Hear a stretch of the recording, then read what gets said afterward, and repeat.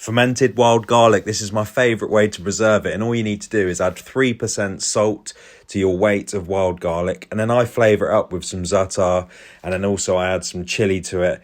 You could add lemon, leave it plain, go your own way with the seasonings, it's up to you, but then give it a really good massage for about 5 minutes, and this will start to force the salt into the garlic, and in return it will draw all the moisture out and create its own natural brine.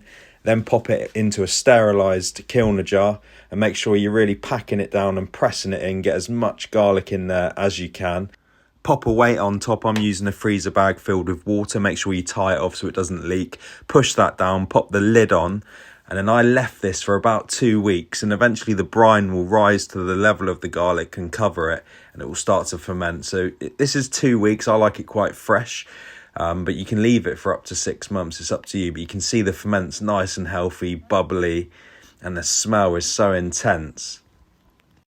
I tend to use this for everything, and you can eat it as it is, or I like to chop it up a bit, or you can blend it, add a bit of olive oil to loosen it off, a good twist of cracked black pepper, and then I spread this one on top of some slow-cooked beef short ribs, and it was absolutely delicious and really packed a punch. And those spices I added to it really make a difference.